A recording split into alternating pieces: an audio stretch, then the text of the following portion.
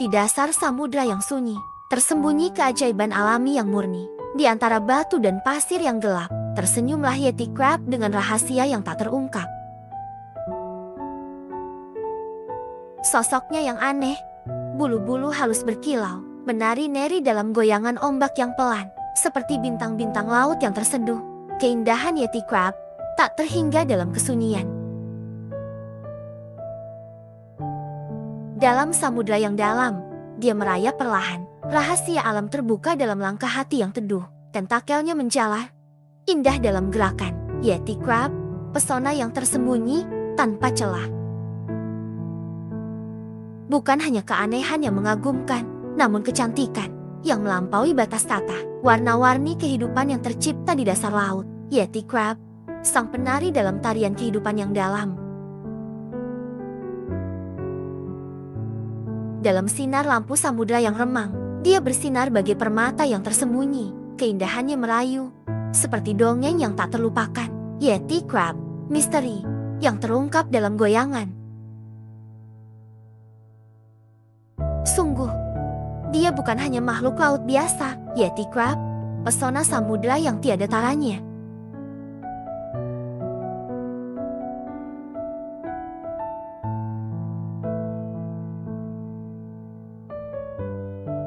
Kata Yeti mungkin terdengar seperti nama yang aneh untuk seekor kepiting. Namun, begitu Anda melihat wujud dari kepiting ini, Anda mungkin akan setuju dengan pemberian nama itu.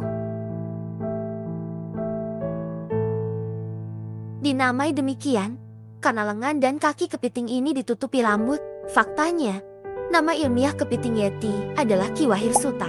Hirsuta berasal dari bahasa Latin yang berarti berbulu. Kepiting Yeti tidak hanya mewakili spesies baru, Yeti Crab merupakan keluarga spesies kepiting yang benar baru.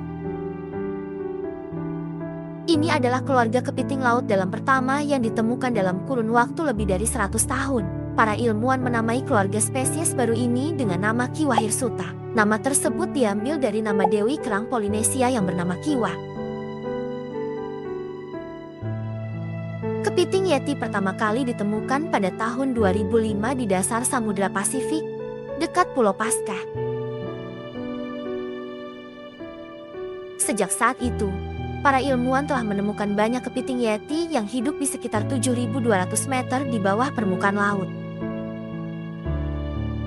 Paling sering, mereka ditemukan di dekat area di mana air hangat mengalir keluar dari dasar laut. Di area hangat ini, suhu air bisa mencapai 380 Celcius. Air hangat tampaknya memainkan peran penting dalam kehidupan kepiting Yeti, selain untuk menghangatkan tubuh mereka. Hewan ini biasanya tinggal di sekitar lubang hidrotermal, lubang yang berisi air panas dari perut bumi.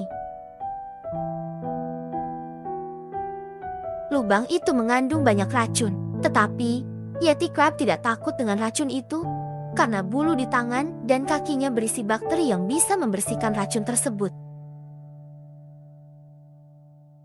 Kepiting Yeti membiarkan bakteri tumbuh di bulu-bulu mereka dan kemudian memakannya. Dengan cara itu, kepiting Yeti bertani makanan mereka sendiri dengan menumbuhkan bakteri dan kemudian memanennya ketika mereka siap untuk dimakan.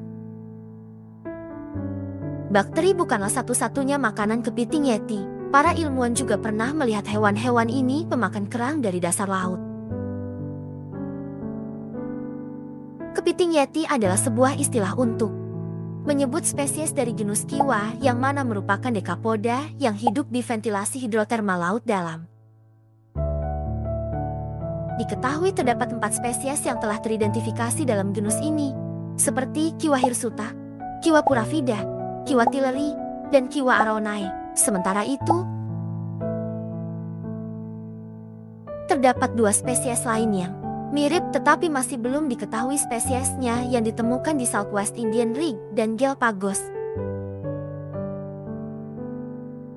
Kepiting Yeti ini memiliki fakta-fakta unik yang perlu diketahui, yaitu: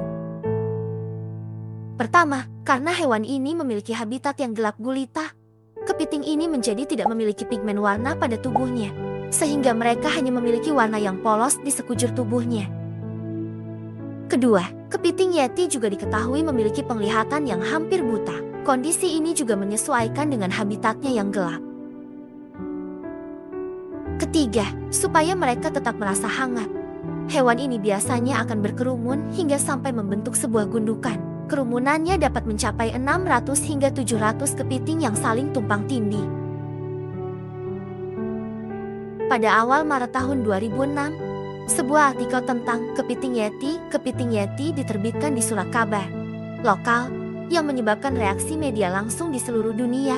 Setelah 10 hari, jumlah penyebutan spesies di internet mencapai 150 dan 2 minggu kemudian 200.000. Dan pada tahun 2011, kepiting Yeti jenis kedua, Kiwapura vida, dideskripsikan. Penemuannya dinobatkan sebagai salah satu dari 3 peristiwa ilmiah terpenting tahun 2011.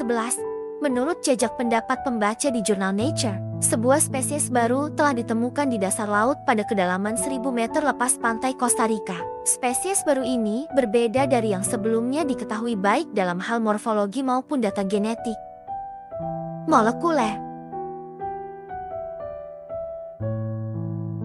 Dalam perjalanan yang penuh keajaiban ini, kita telah menyelami dunia Yeti Crab dengan semua keunikan dan keindahannya. Melalui gemerlap ombak dan kegelapan samudera, kita bersama-sama menyaksikan pesona yang tersembunyi di dasar laut.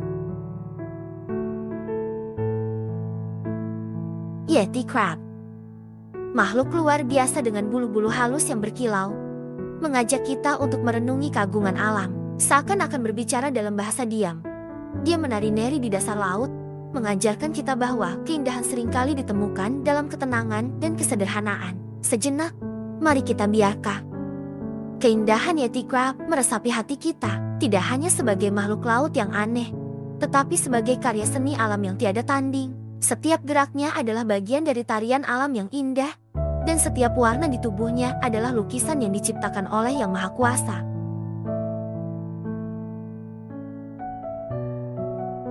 Mari kita membawa keindahan Yeti Crab ke dalam hidup kita sehari-hari. Ingatlah bahwa keajaiban seringkali berada di sekitar kita, bahkan di tempat-tempat yang paling tidak terduga. Terima kasih telah bersama kami dalam petualangan keindahan laut yang tak terlupakan ini.